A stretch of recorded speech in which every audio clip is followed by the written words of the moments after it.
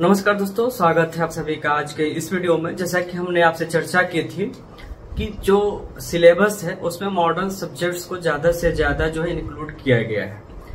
तो इसी संदर्भ में जैसा कि पिछले वीडियो आपने हमारा देखा होगा जहां हमने आपको ट्रेनिंग की बात की थी, टीचिंग और ट्रेनिंग की, और उसमें बहुत सारे जो मॉडर्न टॉपिक्स है, मॉडर्न से रिलेटेड जो आपके क्लिनिकल टॉपिक्स हैं, डिजीजेज हैं, सर्जरी हैं, उनकी बात की गई थी कि आपको पूरे एमडी के दौरान इन चीजों को सीखने को मिलेगा और जब आप सीखेंगे तभी आप आगे कर पाएंगे। इसके अलावा उस वीडियो में हमने भी बताया था कि जो टॉपिक्स हैं आपको एमडी या एमएस के दौरान लेने हैं उसमें भी ज्यादा से ज्यादा जो मॉडर्न के सब्जेक्ट्स हैं उनको इंक्लूड किया गया है।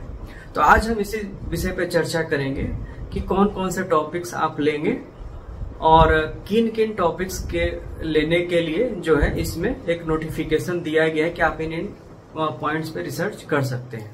जैसे कि अगर द्रव्य गुण की बात करें तो इसमें जो है फार्माकोलॉजी थोड़ा सा एक्सटेंड किया गया है। अगर किसी भी द्रव्य के, प्लांट के अगर फार्माकोलॉजी पे स्टडी करना चाहते हैं तो आप उसमें से ले सकते हैं। साथ में एक नेटवर्क फार्माकोलॉजी इसमें लिखा गया है।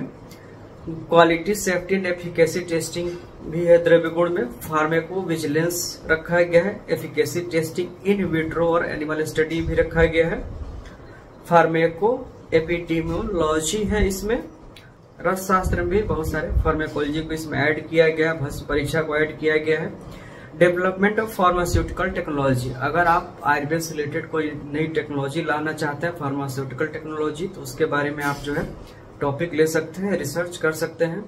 सबसे ज्यादा इंपॉर्टेंट चीजें इसमें काय चिकित्सा में बहुत सारा इंक्लूड किया गया है। तो काय चिकित्सा में पहला पॉइंट है emergency management of acute clinical conditions. तो जितने क्लिनिकल कंडीशन है, स्पेशली जो एक्यूट है, उनकी इमरजेंसी मैनेजमेंट पे आप टॉपिक ले सकते हैं।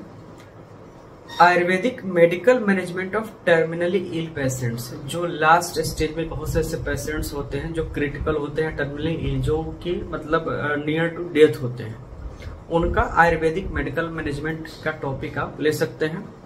Infection with respect to strengthening of host स्रोतस धातु। तो इन्फेक्शन क्या है?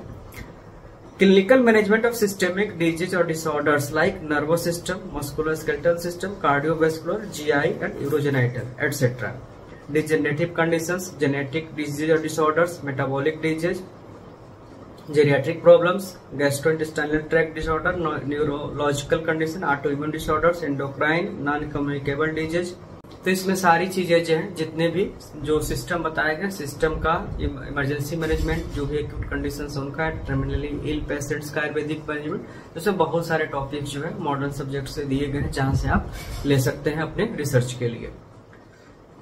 शल्य तंत्र में जो है स्टैंडर्डाइजेशन ऑफ सर्जिकल प्रोसीजर से जो भी सर्जिकल प्रोसीजर आप कर रहे हैं उनको और बेहतर स्टैंडर्ड उनका एक बना सकते हैं।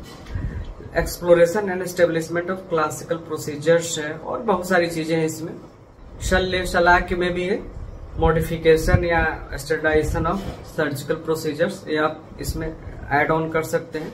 जो कौमार वृत्ति यानी कि बाल रोग, उसमें ग्रोथ एंड डेवलपमेंट है। Parameters of normal child immunity, recurrent infection, nutrition, mall nutrition, childhood obesity, general immunity, dietary allergies, gadget addiction, behavioural problems, autism, attention deficit hyper activity disorders, cerebral palsy, vaccine adjuvants, Swarnaprashan and other संस्कार, meth रसायन, cognitive functions, panchakarma, genetic congenital disease and congenital anomalies, anaemia.